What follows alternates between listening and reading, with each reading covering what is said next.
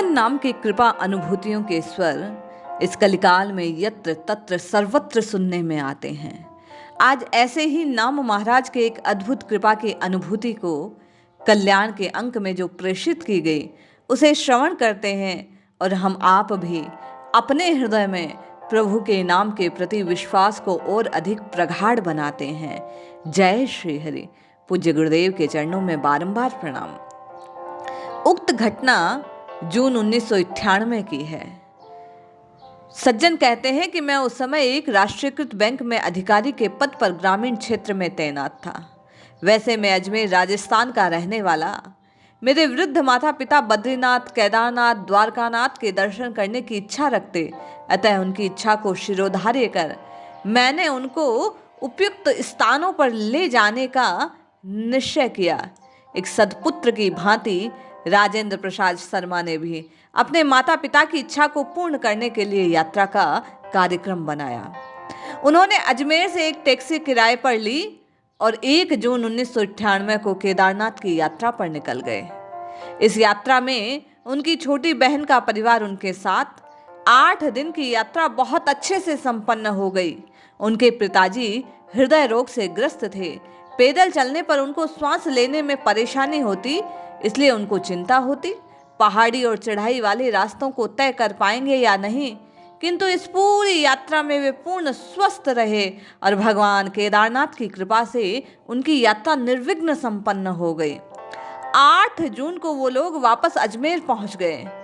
9 जून 1998 को ticket rail मार्ग से अजमेर से अहमदाबाद होते हुए वेरावल के लिए उन्होंने बनाए।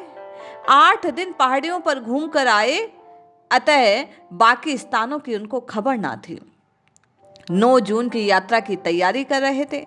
उसी समय ज्ञात हुआ कि गुजरात में सोमनाथ और द्वारका की तरफ भारी तूफान आने की घोषणा है। इसके तहत ही हमारे कुछ स्नेही हितैषी जो उनके थे, उन्हें समझाने लगे कि माताजी पिताजी को हम ना ले जाएं। पर तू तो समझदार है, तूफान तुझे नहीं जाना चाहिए, वहां कुछ हो सकता है। सब लोग उन्हें इस प्रकार समझाने लगे। उनके हृदय में स्वतः ही ये बात प्रकट हुई कि देखो, जो भगवान हमारे नसीब में दर्शन है तो हम ठीक ठाक लौट आएंगे, नहीं तो दर्शन करने तो जरूर जाएंगे। प्रभु पर उनका अटल विश्वास था, इसलिए उन्होंने इन बातों पर ध्यान नहीं दिया। निर्धारित समय पर रेलवे स्टेशन पहुंच गए। वहां भी उद्घोषणा हो रही थी कि तूफान के खतरे के कारण गुजरात यात्रा नहीं की जाए, उक्त यात्रा के टिकट कैंसिल करवाए जाएं। बातें बार बार उन्हें सुनाई दे रही थी, किंतु भगवत दर्शन की लालसा उनके मन में ऐसी थी कि वे तूफान से भी अधिक ज्यादा वेग से उनके हृदय में बह रही थी। उन्होंने यात्रा कैंसिल ना करने का निर्णय लिया और अपने को भगवान के भरोसे छोड़ दिया। सब जब घर से निकले तब से मन ही मन प्रभु के नाम का जप कर रहे थे और क्या गा रहे थे? श्री कृष्ण गोविंद हरे मुरारे, हे नाथ नारायण वासुदेवा। श्री कृष्ण गोविंद हरे मुरारे, हे नाथ नारायण वासुदेवा। यात्रा में 8 लोग अहमदाबाद समय पर पहुंचे। ये रात्रि के 9 बजे वैरावल जाने वाली ट्रेन में बैठ गए। उसी कोच में एक सिंधी परिवार बैठा था। वे लोग भी वैरावल जा रहे थे। कौतूहलवश तूफान की जानकारी ली तो उन्होंने बताया कि तूफान दिन में आकर आगे जामनगर से द्वारका की तरफ बढ़ चुका है। तूफान से भारी नुकसान हुआ। मैं लगातार सोते जागते प्रभु नाम का कीर्तन किए जा रहे थे और न जाने क्यों उन्हें ऐसा विश्वास हो रहा था कि प्रभु हमारे साथ हैं और यात्रा निर्विघ्न पूरी होगी।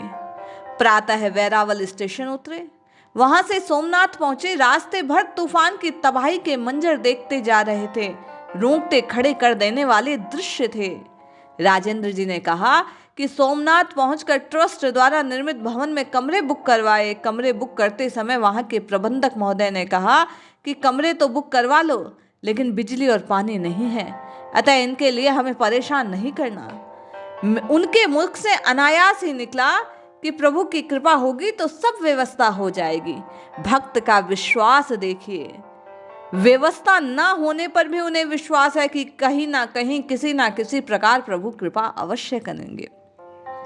कमरे पर आकर परिवारजनों को थोड़ा विश्राम करने के लिए कहकर ये चाय पानी की व्यवस्था में लग गए।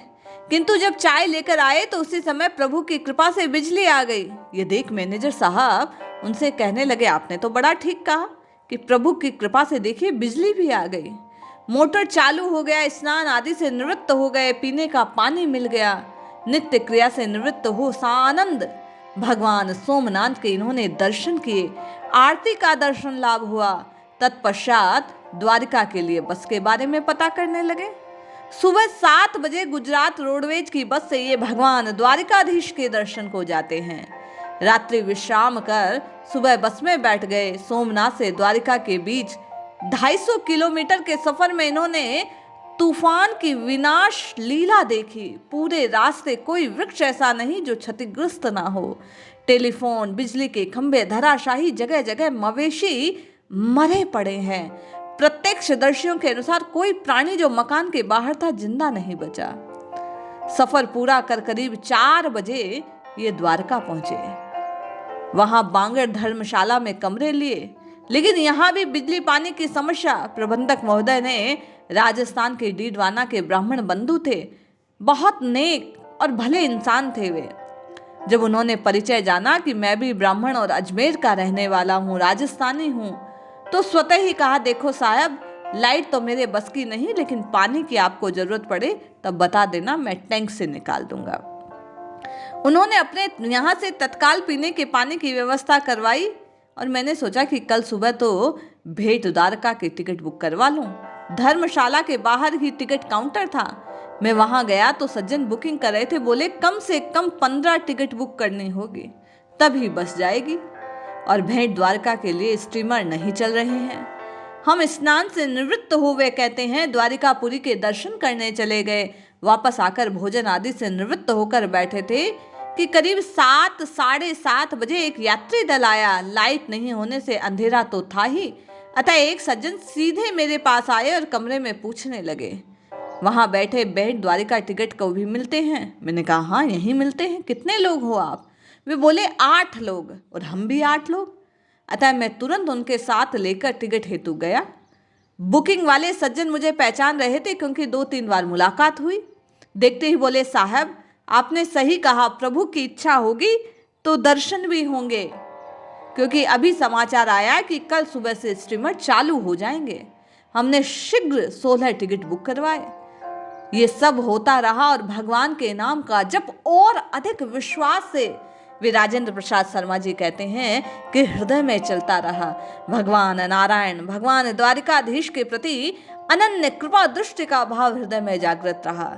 दूसरे दिन आराम से भेंट द्वारिका के दर्शन, टिकट से द्वार से बुक। पटरियों की क्षतिग्रस्त अवस्था के कारण ट्रेन द्वारका तक तो नहीं गई, किंतु फिर भी जामनगर राजकोट होते हुए जैसे तैसे वहां हम पहुंच गए। ऑटो से रेलवे स्टेशन गए। ऑटो में ही छोड़कर स्टेशन की पूछताछ की। टिकट बुक हो गए।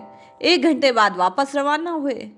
पूर्णतया हमारी यात्रा हमने संपन्न कर अजमेर हम अपने घर आ गए। सभी परिवारजन, शुभचिंतक तनाव में थे कि हम सही सलामत आ पाएंगे कि नहीं, क्योंकि रास्ते, टेलीफोन संपर्क कुछ नहीं। कहते हैं ना, ईश्वर की कृपा होती है तो सब कुछ संभव हो जाता है। इस भांति ईश्वर स्मरण ने हमारी यात्रा निर्विघ्न पूर्ण कर दी। ये उनके द्वारा बतलाई गई पूर्ण बात कि ऐसी जो विनाशकारी अवस्थाएं थी, ऐसे वातावरण में भी भगवान की कृपा से, श्री हरि की कृपा से, हरे कृष्ण उनके जो उद्घोष था, उनके द्वारा प्रभु का जो नाम जप किया जा रहा था, श्री कृष्ण गोविंद हरे मुरारी, हे नाथ नारायण वासुदेवा, आज नाथ ने उनकी यात्रा को निर्विघ्न पूर्ण कर लिया। ऐसा अद्भुत कृपा दृष्टि है भगवान की, जो उनके नाम पर आश्रित हो जाता है, जो प्रभु के चरणों का आश्रय हो जाता है। राजेंद्र प्रसाद जी ने कहा, उसी प्रकार प्रभु उनके प्रत्येक कार्य को निर्विघ्न पूर्ण कर देते हैं। ये एक नाम जापक का खुद का अनुभव है, निज अनुभव, जो उन्होंने कल्याण में बतलाया कि किस प्रकार प्रभु का नाम जीव के समस्त विघ्नों का हरण कर लेता है। इस कलिकाल में सच्चा मित्र, सच्चा धन यदि कुछ है तो यही प्रभु का, हरि का, राम का नाम है। जो जीव का उद्धार कर देता है। इस कथा के मर्म को हृदय में धारण कीजिए। हम और आप भी प्रभु के नाम को, इष्ट के नाम को जपते रहें, रटते रहें, अपनी विघ्न बाधाओं से पार होते रहें। निश्चय ही प्रभु के नाम को जपते जपते जपते जपते एक दिन हम आप इस संसार सागर से पार हो जाएंगे। निश्चय ही प्रभु के चरणों का आश्रय मिल जाएगा, प्रभु का प्रेम प्राप्त हो जाएगा, प्रभु के चरणार विंद से प्रीति हो जाएगी। इसलिए रटते रहिए, जपते रहिए और इन सत कथाओं के महत्व को श्रवण कीजिए। इन कथाओं से अपने हृदय में प्रभु के लिए भाव को निर्मित कीजिए और भावपूर्ण आर्त भाव से, विश्वास से, श्रद्धा से प्रभु के नाम की पुकार लगाइए। निश्चय ही प्रभु की कृपा हम आप पर भी होगी। जय श्री हरि।